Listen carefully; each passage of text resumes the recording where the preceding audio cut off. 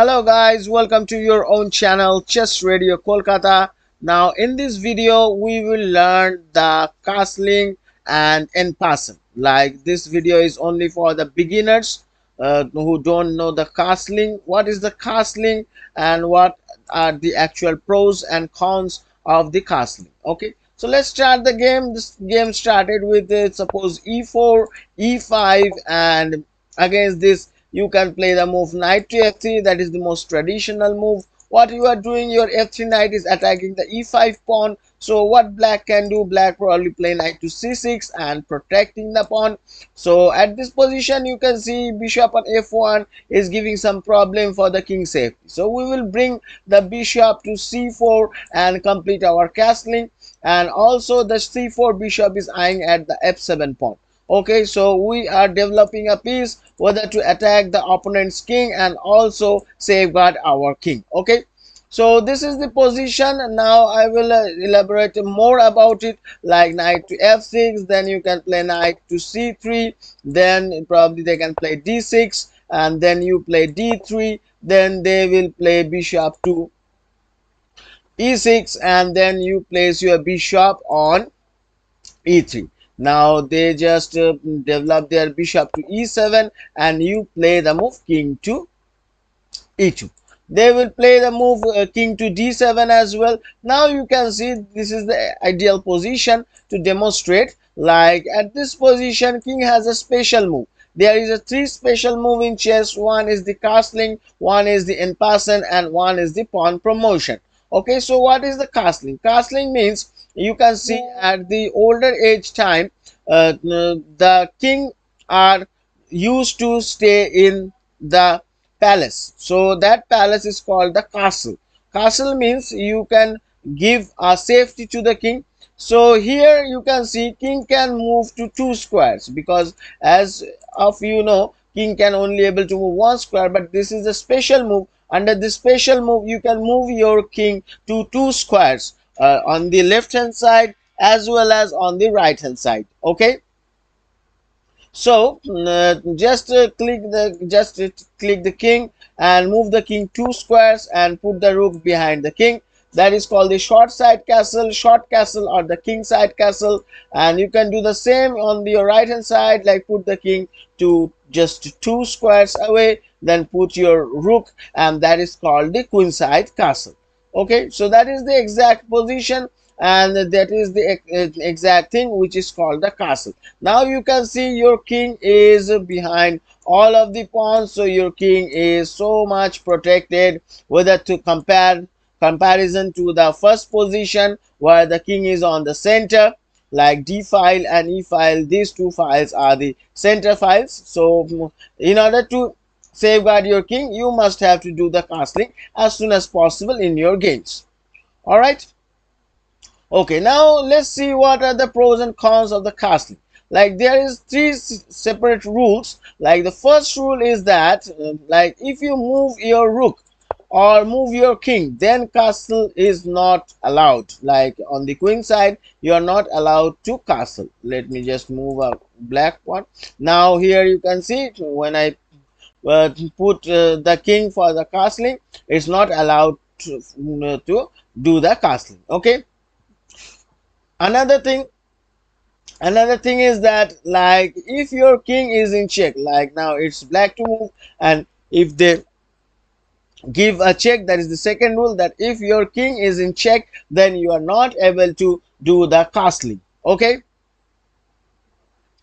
and the third rule is just between the two squares, like the king behind the king and rook, the two squares where the king moves, if any of the squares are protected by opponent pieces, then you are not able to do the castling. Like at this position you can see I only got option to castle on the queen side, but in the king side it is showing only one move. Let me just show you. Okay, so you can see because the g1 square is protected by the bishop, so that is the exact reason you are not allowed to castle on the king side. But at this position you can castle on the queen side easily. Why it is allowed, as you questioning me, that the bishop is attacking the rook on a1. Yes, the bishop is attacking on the rook on a1, but you are allowed to castle because it's not violating the rule. Like between the king and rook, these two squares like d1 and c1, these two squares king can move and rook comes to the d1 square. So these squares are not attacked by any of the opponent pieces. So that is the reason you are allowed to castle on the queen side. Okay, and if you want to do the king side castling, then what you can do, that bishop is attacking on the g1 square, so you just need to block that diagonal.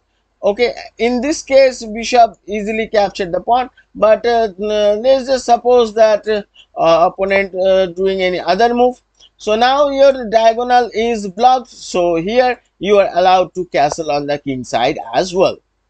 Okay, so I hope you understand that. Okay, let's come to the next topic, that is called the enpassen.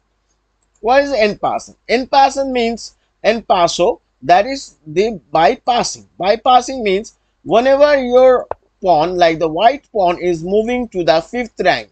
Okay, and same goes for the black pawn is moving to the fourth rank. Okay, so you need to remember that for the white pawn it is the fifth square and for the black it is the fourth square. Okay, so whenever your pawn is reaching to the fifth square and opponent's pawn is reaching to the fourth square. Okay, now your pawn is on the e5. At this position, if opponent plays any of the nearby pawns 2 square ahead from his initial position, then you are allowed to do the enpassen and capturing the pawn. Let me just show you with a demonstration. Like at this position, just give a random move. Okay, now here if opponent plays the pawn straight away 2 squares from its initial position, then you are able to capture this pawn. Like I am capturing the pawn with this way. Okay, so here you just simply captured the pawn, that is called the enpassen. This same thing can also be happen if they move the right hand side pawn, that is the f5 pawn. If they move the f5, then you can also do the same. Okay, but you need to do it on the next move as well. Like after moving the pawn to d5, if you move any other move, any other pieces you can move, and then opponent move any other pieces, then if you want to do the enpassen, now you can see like it is not allowed. Okay, computer never be wrong, so you can see computer is not allow me to do the castling and capture this pawn. Okay, so that is called the enpassen. Same can goes for the black as well. Like at this position, if opponents, if we play the same move like c4 kind of moves, which is just the nearby the b pawn, so here opponent can capture your pawn. That is called the enpassen. Okay, now if you move the f pawn a4 as well, then also can be happens, like just moving the pawn diagonally and capturing the pawn. That is called the enpassen.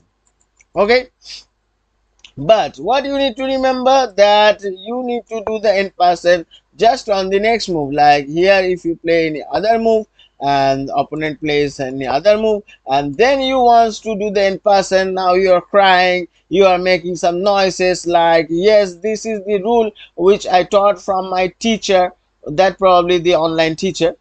So you can roar that I want to capture that pawn, but no, it is not allowed.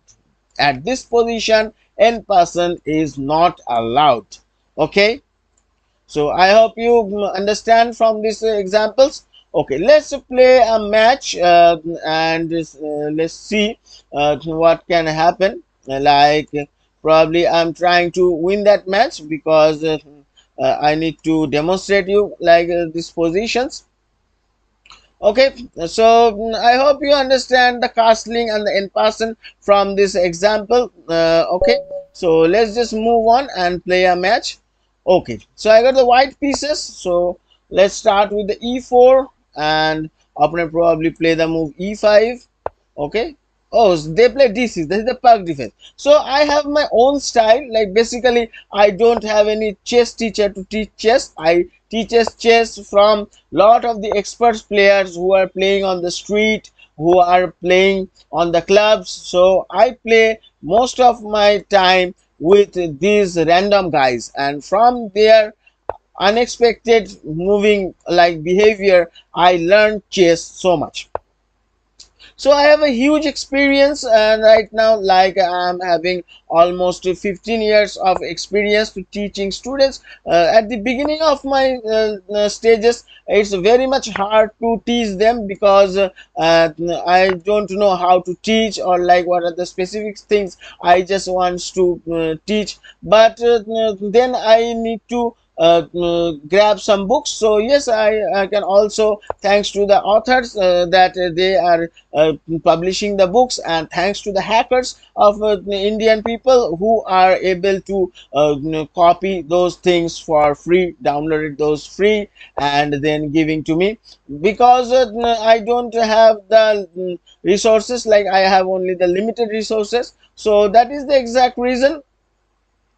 I like to thanks all of them for giving me this opportunity. Now here I just explained that knight to h7 is not a good move. Okay, so here they probably just threatens the pawn. Okay, so neither I can capture the pawn or doing anything. Like here probably I can sacrifice my knight if they are allowed to do that. Okay, so they don't want to do that, so just remove the knight. Okay, and here if they capture the pawn and threatens my bishop, then I will move my bishop to h6. Yes, so everything is going according to the plan. Okay, now here you can see that I'm leveraging my attack at these positions. You can see that's very much easier to play. Okay, so let's just back to the topic. I played with a lot of players, and most of my games I'm losing the games, and I'm just worried about that, like how I became success in chess, how can I be able to win all of this match. Okay, so now opponent wants to exchange the knights, no issue. Just simply just capturing the bishop actually. Okay, now here probably putting the rook is more attractive. Okay, but here I just capture the here I just capture the bishop, because I have other ideas to execute as well. Okay, so that is the position. Now here very important is to move the king, or otherwise. Okay, so they captured the knight. Not an issue. I don't want to recapture it back. First of all, I just open up the position, like giving a check with the rook. Now the lines are opens, the diagonals are opens at this position. Now here probably I can place the move d5. Queen captures d4 as well, but no, I don't want to do that. I want to play very safe this match, as it is a tutorial match for you. Okay, so now probably king move is the possibility. Okay, so at this position, okay, back to the topic. Like on those days, I just met with a chess player. The chess player name is Himanshu. I met with Himanshu, and I just asked him about the chess positions and all. Okay, now here probably you can see that rook check, and moving the queen is probably the checkmate over here if opponent do nothing. But only the saving resource is here to bring the queen to the f6 at this position. But now then I will just simply capture the knight. Okay, so all in all, my position is very good at this moment. Okay, so back to the topic. So then Himanshu giving me some suggestions, like you don't need to play a lot of matches in a day, or even you don't need to do random searches or something. Just focus on your development. Just focus on your development, and you can see. Oh, that's probably the checkmate as well. I just missed the checkmate. Sorry. Yeah, probably putting the check with the rook, and then putting the queen is probably the checkmate, because I think king can go to the e8, any other square I can see. Okay. So he suggests me that if you play one match, analyze it, analyze the match, and analyze the position for 5 to 6 times in a day. That will help you. Okay. So here you can see that's easy checkmate from here. Okay. So you can see that's easy checkmate from here. Okay. All right, guys. I win the match. Congratulations. Okay, let's play another match. I think I wants to show you a position how you can play from the black as well. So that's the reason I will play another match. Okay. So after meeting with the Himanshu, then I started to analyze my games more and more times. Like if I lost a match, I will analyze that game for the 5 to 6 days continuously, and in the random times, like at those times in 2009, 2010, at this position I am in college. In from 2009 I started my college. Okay, so on those days what I can do, I just analyze and spending more and more times on analyzing the games, and from the analyzation I learned a lot of things in chess, like a lot of secrets which you are able to know whenever you are reaching the grandmaster levels. So that's kind of things I am just learning in the early ages of my life, but I don't know the basic things like benefit of exchange of the pieces. Okay, the benefit of the bishop. Okay, the vulnerability of a lonely knight. So those kind of things I don't know. I don't know the basic golden rules. I don't know what is the golden rules. I don't know that. What are the opening principles? There are the three phases of the game, that is the opening, middle game, and in game. I don't know about this kind of simple things. I don't know on those days. Okay, so that is the exact reason I have to spend a lot of time playing chess, and eventually I am losing most of my games, and sometimes I am just getting frustrated, like what is happening with me, why I can't succeed. Okay, so this kind of questions and positions, these things are occurring in my mind. Okay, okay. So here opponent play very slowly, actually very slow opponent can play at this position. Now you can see the bishop on a7 is doing a fantastic job by controlling the diagonal at a7 to g1. Okay, okay, now here opponent plays a blunder move, so that's probably the checkmate. I think yes, that is the checkmate. I can see the checkmate from here. This is the checkmate. Okay, so it's not about how many matches you can play, or how much time you are putting on your on the chess career. Okay, but oh, I just created a blunder actually. Oh, sorry guys. I just created a blunder.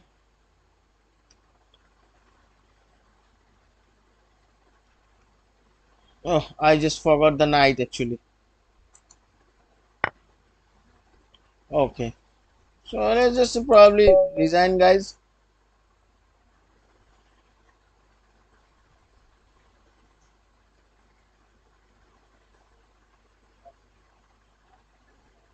Okay, let's play another match. Oh, let's just join a tournament actually. We play a tournament, I think. Okay, but blunder, like somebody are laughing after watching this video, like the teacher is explaining a lot of things and he has just done a blunder. Okay, so what will happen, like at this position I just while I'm playing the game, I just see from my window that a dog is on the second floor and he is about to jump on the ground, but it is too much height, so that's the reason I'm worried about him. I just look on that position and I played the queen move very fast. Okay, so that